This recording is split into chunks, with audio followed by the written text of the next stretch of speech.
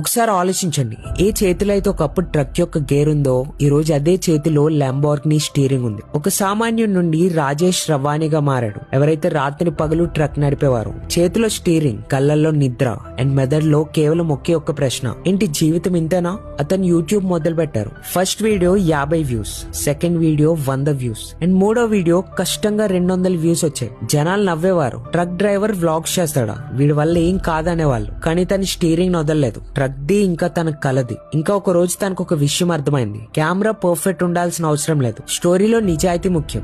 తన విధానాలు మార్చుకున్నాడు. ట్రక్ డ్రైవర్ యొక్క అసలైన జీవితం చూపించాడు. ఏ యాక్టింగ్ లేదు, షో ఆఫ్ లేదు, జస్ట్ లైఫ్ ఎలా ఉందో అలానే కెమెరాలో ఉంది. మెల్లమెల్లగా జనాలు రావడం స్టార్ట్ చేశారు. జనాలు కనిపించింది, అరే ఇది మా కథలానే ఉంది. ఇంకొక రోజు ఒక వీడియో పరిగెట్టింది, 10,000 వ్యూస్, తర్వాత 1,00,000, 2,00,000. సబ్స్క్రైబర్స్ పెరగడం స్టార్ట్ అయ్యారు. కమెంట్స్ వచ్చేవి, బ్రదర్ ఆగద్దు. బ్రాండ్స్ రావడం మొదలయ్యాయి అండ్ కష్టం ఫలించింది. ఒకసారి ఆలోచించండి, ఏ స్టీరింగ్ అయితే ఒకప్పుడు కడుపు నింపిందో అదే స్టీరింగ్ కళలకు కూడా దారి చూపించింది. ఇంకా అలాంటి రోజు ఒకటి వచ్చింది. ట్రక్ తర్వాత తన చేతిలో ల్యాంబోర్గినీ స్టీరింగ్ ఉంది. ఈ కథ డబ్బు గురించి కాదు మై ఫ్రెండ్, ఈ కథ ధైర్యం గురించి, కష్టం గురించి అండ్ సెల్ఫ్ కాన్ఫిడెన్స్ గురించి. ఒకవేళ మీ కథలో నిజాయితీ ఉంటే ఏదో ఒక రోజు ఈ ప్రపంచమే వింటుంది. ఇప్పుడు మీరే చెప్పండి, స్టీరింగ్ పట్టుకుంటారా లేక కేవలం సాకులు వెతుకుతారా? నాకు తెలుసు యూట్యూబర్ బిజినెస్ అందరికీ సూట్ అవ్వకపోవచ్చు, బట్ ఎవరినైనా కోటీశ్వర్లు చేసే పవర్ ఇన్వెస్టింగ్